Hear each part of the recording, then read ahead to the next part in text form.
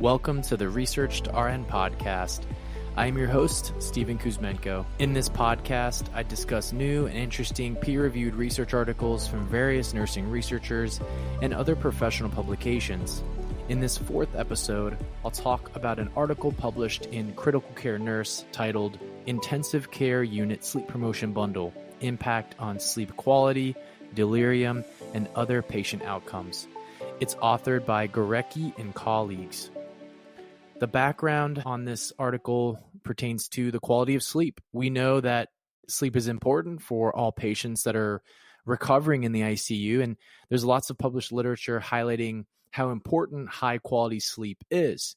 The lack of sleep results in sleep deprivation. Sleep deprivation negatively impacts patient outcomes because it leads to delirium.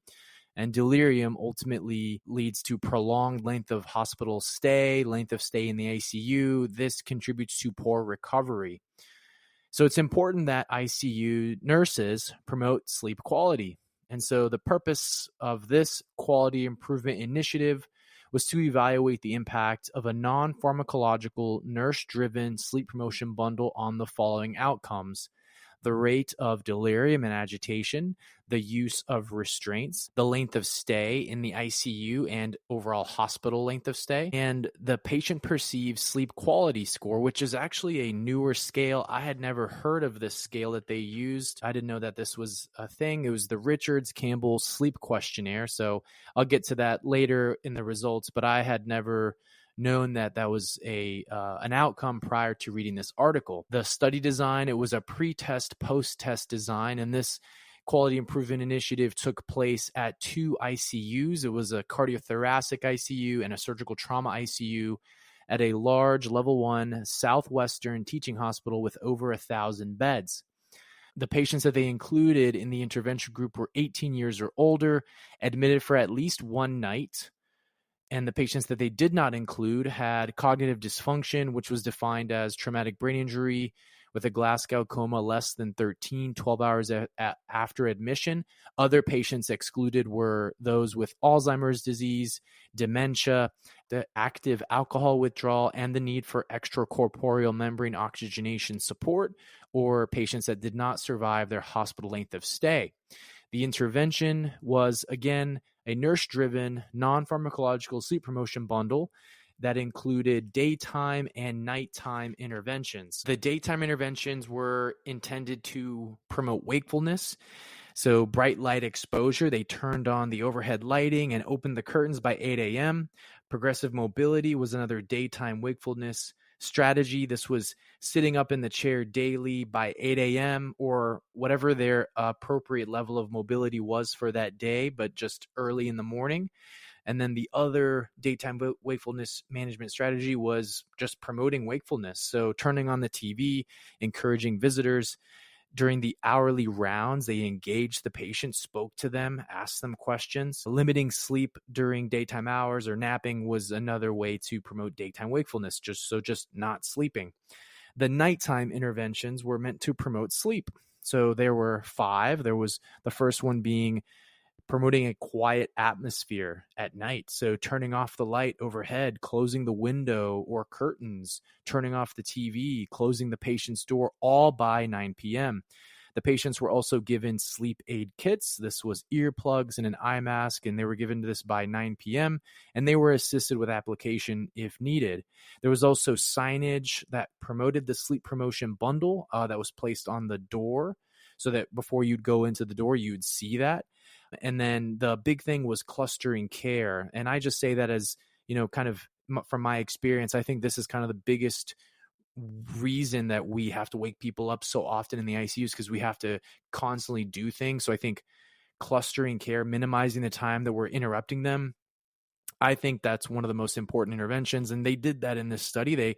The goal for them was to minimize the interruptions between the hours of 12 and 4 a.m. So uninterrupted sleep of 4 hours, which is definitely not enough for a normal adult, but that's pretty good in the ICU. Clustering care, that was meant to minimize sleep disruption, just as I mentioned. And so this did require coordinating with laboratory, phlebotomy, radiology, and the providers themselves.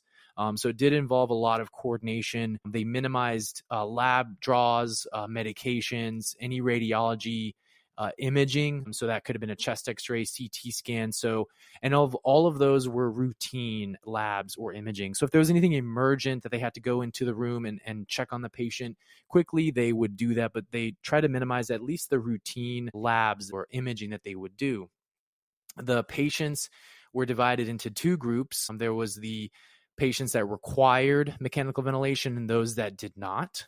And then the overall study, there was a control group where the month prior to implementation that they did not implement this bundle, that was the control group. And then the second month immediately after was where they implemented the bundle, and all these patients that at least met the inclusion criteria got the bundle. The data, so the outcomes that they were looking at, mostly the information from the EMR, but to measure delirium incidence, they use the CAM-ICU. This is a very well-known measuring tool. It's used at my facility. And that's what they use for delirium incidence. For measuring agitation, they use the Richmond Agitation Sedation Scale, which is the RASS. For level of consciousness, they use the Glasgow Coma Scale. And then the final few outcomes were restraint use, the frequency of restraint use, and then the ICU length of stay in hours, and then the hospital length of stay in days. And then the final outcome was the patient's self-reported sleep quality. And this was the Richards-Campbell Sleep Questionnaire. It's 6 questions that measures sleep quality as well as the perceived noise that's occurring overnight. And so here are the results. In the pre-intervention group, the month before, it was February of 2021 that this took place. The patients that were included in the analysis was 137. And then in the intervention group, that was the month following, March of 2021, was 149. So pretty comparable amount of patients. The demographic data is included in the article itself. The average age in the pre-intervention group was 60 years. 45% of the pre-intervention group patients required mechanical ventilation. Again, the intervention group was 149 people. The average age of that group was 57 years, and 47% of those patients required mechanical ventilation. So comparable size overall, comparable age, and about the same amount, percentage of patients that required mechanical ventilation. The key findings, the delirium was a big reduction, 9% decrease in the delirium incidence in the intervention group compared to the pre-intervention group. So unfortunately, this wasn't statistically significant, but this is still clinically relevant. I mean, it's trending in the right direction. So the patients that had the sleep promotion bundle, less incidence of delirium by 9%. So with agitation, this was pretty interesting. There were less patients that ended up having a higher RASS score compared to the patients before the intervention. And only really in the mechanically ventilated patients, there actually wasn't a big difference between the patients that did not require mechanical ventilation in regards to agitation. For length of stay, there was a huge reduction in the ICU length of stay as well as the overall hospital length of stay. For the pre-intervention group, the overall hospital length of stay was 11 and a half days. In the intervention group, that was just under 9 days. So almost 2 days less spent in the hospital overall. That is pretty big. That is a big money maker there. That's where these researchers really probably saw their return on investment.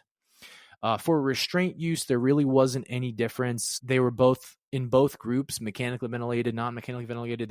The incidence was less than 10%, and there really wasn't a big difference. For sleep quality, now the only problem with this outcome is that this was not measured in the pre-intervention group.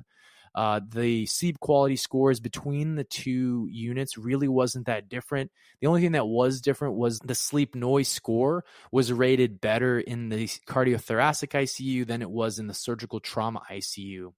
So really that score is going to be beneficial for other studies that use that questionnaire.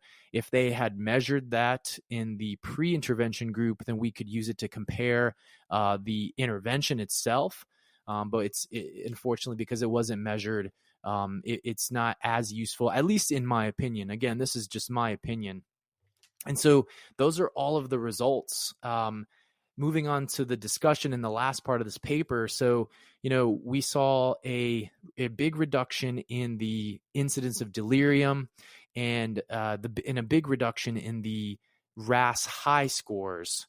So in my opinion, I think that why we are seeing this is that patients in the ICU that are sedated and mechanically ventilated, we sometimes maybe go into the room and we're noisy. We do a lot and we interrupt them because we think, oh, well, they're sedated, they're not going to wake up. But they had less incidence of RAS high score in the intervention group. Patients that were really, really agitated, that occurred less often when we were promoting sleep, and that resulted in less incidence of delirium overall. So I think what's happening here is it might be because of the noise and the interruption.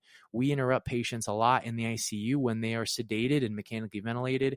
And I think that we feel like that's not detrimental to our patients, but I think that this study tells us that there might actually be consequences to doing that, even though they are sedated and mechanically ventilated. We really should try to be promoting sleep as much as possible in all of those patients. Now, the other thing that's one of the limitations of this was that sedation was not measured or monitored at all in the pre-intervention or the intervention group. So obviously, that's going to have a big impact on RAS. Was the average dosage of the sedative continuous infusion lower or different in any way? Were there more or less pushes of opioids or benzodiazepines? So that is a limitation of the study. It wasn't measured. And some other limitations is that it was single site only.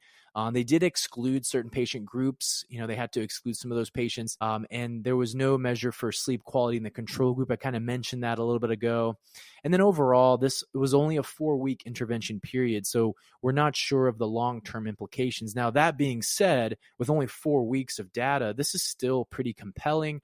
It was compelling enough that the researchers shared in this article that based on these results, they actually implemented this sleep promotion bundle in all of their ICUs after this. So that's over 120 beds at this facility. So even though it was small and maybe the percentage wasn't statistically significant, it's overall a move in the right direction. So just finishing up with this article summary, this impact of a nurse-driven, non-pharmacological sleep promotion bundle positively impacted patient outcomes. The incidence of delirium, less higher RAS scores, less time in the ICU, less time in the hospital.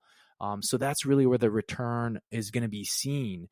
This intervention was low cost, feasible, and it showed improved patient recovery. They got out of the hospital faster. So yes, it required a lot of coordination with a lot of departments, but this is important work that we need to be doing. Even if your patient is intubated and sedated, if you're listening to this and you work in an ICU, you should still be trying to be quiet to the best of your abilities. Try to minimize interruptions. So many reasons that we do interrupt our patients in the hospital. That's why it's called intensive care. We cannot go long periods of time without seeing them, or we can't go far away from them because they need to be seen for their condition, why they're there in the first place. But we should still try to be mindful of how often we're interrupting them. Cluster care, reduce noise, reduce lighting, and then during the day, engage with your patient, promote visitors to come and talk to them, ask them questions, stimulate their mind, turn the lights on, get them up out of bed, mobilize. Hopefully all protocols that you have at your hospital for the daytime, but at nighttime also, we should be doing these things. A lot of these don't really require provider order. It's just part of your nursing practice. So I'd really encourage you to read this article, look at the main aspects of delirium prevention, and know that delirium prevention is much easier than delirium treatment. I've taken care of a lot of really, really delirious patients, and they're challenging. They really are. It's a lot easier to prevent delirium than it is to treat delirium. And that is a wrap on the 4th episode of the Researched RN podcast, your virtual journal club on the go.